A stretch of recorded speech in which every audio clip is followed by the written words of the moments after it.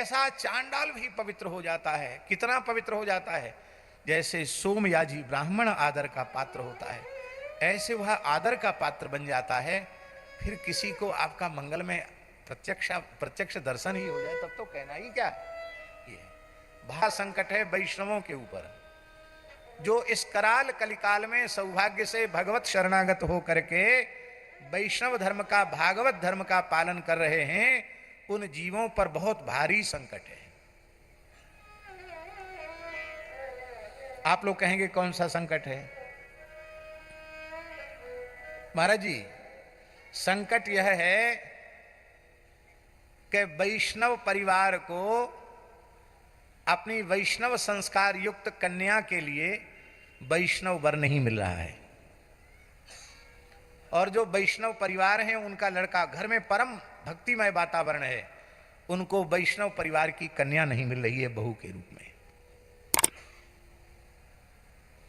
ऐसे कितने ब्राह्मण हैं, कितने क्षत्रिय हैं, कितने वैश्य हैं, कितने चतुर्थ वर्ण के लोग भी हैं। बड़ी समस्या है। आप अन्यथा न माने महाराज जी, चतुर्थ वर्ण के भी कुछ ऐसे वैष्णव हैं जिनकी वैष्णवता को देखकर हम नतमस्तक हैं। शूद्र कुल में उत्पन्न होकर भी वो भागवत धर्म का इतनी निष्ठा से आचरण कर रहे हैं, ऐसी श्रद्धा से भजन में लगे हैं कि उच्च कुल का अहंकार लेकर जीने वाले ब्राह्मणादि उस प्रकार से भजन में नहीं लग पा रहे हैं जैसे हम अपनी आंखों से देख रहे हैं। ऐसे लोगों को हम पहचानते जानते हैं। अब उनके यहां भी समस्या है। ऐसे कितने परिवार हैं प्रत्येक एकादशी निर्जल रखते हैं। अब उनके यहां बड़ी समस्या महाराज जी, हमारे यहां तो और विकट स्थिति है। हम अपने शूद्र समाज में खोजने जाएंगे तो हमारे यहां तो पवित्र खान पान वाला मिलना और अधिक कठिन है। आज एक विचारधारा यह भी पनपने लगी है समाज में कि अब जाति का आग्रह त्याग करके वैष्णव का विचार रखना चाहिए। वैष्णव परिवार की कन्या हो, वैष्णव परिवार का युवक हो तो विवाह कर देना चाहिए। लेकिन यह विचारधारा सनातन धर्म के अनुकूल नहीं है, इसलिए हम इस विचारधारा को बिल्कुल भी स्वीकार नहीं करते हैं। उसका कारण यह है, इस विचारधारा का आदर करने से वर्ण संकरता फैल जाएगी, और वर्ण संकरता नरक ले जाने वाली है। संकरो नरका यैव कुलघ्नानां कुलस्य च। अंतर जातीय विवाह किसी भी अवस्था में धर्म शास्त्र सम्मत नहीं है। हिंदू सनातन धर्म के आर्ष परंपरा के, ऋषि परंपरा के अनुकूल नहीं है। अब अंतरजाति विवाह बिल्कुल नहीं होने चाहिए। अंतरजाति विवाह होने से वर्ण धर्म कुल धर्मा, क्या वर्ण धर्मा कुल धर्माश्च शाश्वता, ये सारे वर्ण धर्म कुल धर्म सब नष्ट हो जाएंगे। इसलिए हम अंतरजातीय विवाह का समर्थन तो नहीं करते हैं, लेकिन मेरी प्रार्थना है विष्णु जी, पढ़े लिखे लोगों को थोड़ा इस विषय में समय दे करके वैष्णवों का एक संगठन तैयार करना चाहिए, जिसमें उनके पास आजकल तो विज्ञान बहुत उन्नत हो गया है, जिसमें जहाँ जहाँ तक संपर्क है आपका, तो वहाँ तक इतने ब्राह्मण, इतने क्षत्रिय, इतने वैश्य, इतने चतुर्थ वर्ण के लोग, अमुक अमुक जाति के इतने इतने लोग हैं, 10-20 लोग यदि खड़े हो जाएं कमर कस के, तो पूरे देश में एक संगठन तैयार हो सकता है। कुछ दास के परिकर से जुड़े हुए लोग हैं, गोरीलाल जी महाराज के परिकर से जुड़े हुए लोग हैं, प्रत्येक संत के परिकर से कुछ न कुछ लोग बड़ी संख्या में जुड़े हुए हैं। हमको ही पता नहीं, न जाने कितने प्रांतों के लोग जुड़े हुए हैं और सब वर्ण के लोग जुड़े हुए हैं। तो इससे ऐसा एक संगठन बन जाए तो एक बहुत बड़ी सुविधा हो जाएगी। उनका सम्मेलन हो, एक एक वर्ण का, एक एक समुदाय का सम्मेलन हो, और उसमें फिर शास्त्रीय वैदिक पद्धति के अनुसार विवाह हो, तो इससे सनातन धर्म बच जाएगा। नहीं तो बड़ा भारी संकट है। वैष्णव परिवार की कन्याएं अवैष्णव परिवार में चली जाती हैं, फिर वो वहाँ के कुसंग में दूषित वातावरण में जीना भी पसंद नहीं करती हैं, और कई बार उन पर अत्याचार होता है और वे अत्यंत अधीर होकर के और किंकर्तव्य विमूढ़ होकर के अपने शरीर का नाश भी कर लेती हैं। आत्महत्या जैसे भयंकर कठोर निर्णय के लिए मजबूर हो जाती हैं। कितने महाराज जी पुरुष वर्ग के ऐसे हैं कि ऐसी कोई दूषित विचार वाली परिवार की कन्या आ गई तो उसको तो नरक से ज्यादा यातना हो जाती है। और कई बार कितने लड़के विवाहित होने के बाद आत्महत्या करने के लिए मजबूर हो जाते हैं। दाम्पत्य जीवन तभी प्रसन्न सुखी रह सकता है जब पति पत्नी दोनों भगवत भक्ति परायण हो, दोनों की विचारधारा भजन कीर्तन सत्संग की हो, एक मन एक प्राण हो। तो क्या कहना, फिर तो धन्यो गृहस्थाश्रम। फिर घर में ही भगवान का धाम प्रकट हो जाता है, घर में ही अयोध्या, घर में ही वृंदावन, घर में ही चित्रकूट प्रकट हो जाता है, घर में ही सब धाम प्रकट हो जाते हैं। तो इसकी महाराज जी बड़ी आवश्यकता है। हम लोग घूमते फिरते रहते हैं तो तमाम लोग कहते हैं महाराज बहुत समस्या है, बहुत समस्या है, क्या करें। तो ये कैसे होगा?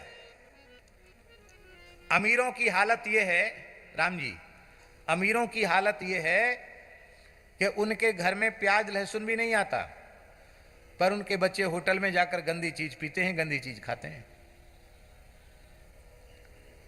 तो भैया ब्याह सास ससुर के साथ थोड़ी होना है, ब्याह परिवार के साथ नहीं होना, ब्याह तो उस व्यक्ति के साथ होना है। तो उसको देखना पड़ेगा कि नहीं, उसका आचरण पवित्र है कि नहीं, उसके खान पान पवित्र है कि नहीं, ये देखना पड़ेगा कि नहीं देखना पड़ेगा। लोग कहते हैं हमारे घर में अरे घर में नहीं आता है, तुम्हारे घर के लड़के लड़कियां तो जा रहे हैं जहां नहीं जाना चाहिए, वहां जो नहीं खाना चाहिए वो चीज खा रहे हैं।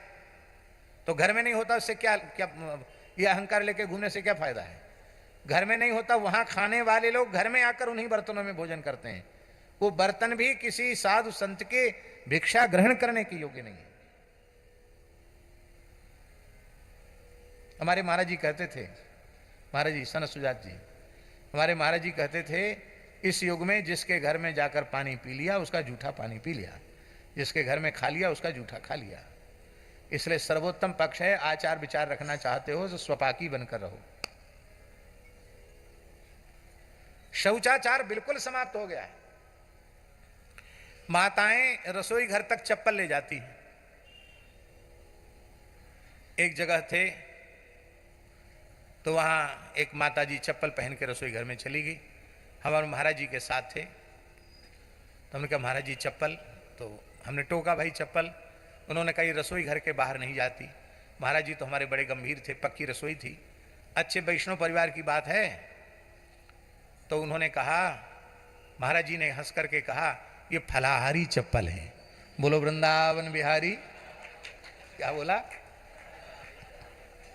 अरे भाई चप्पल में फलाहारी होता है क्या? पर महाराज जी ने हंसते हुए कहा कोई बात नहीं पंडित जी, पक्की रसोई है, अब अपने हाथ से बना खा नहीं सकते हो तो खाना पड़ेगा, फलाहारी चप्पल है। कोई जमाना था कि म्लेच्छों की स्त्रियां वे कहती थी अपने पति से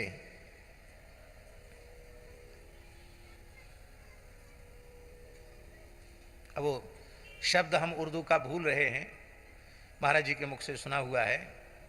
हाँ,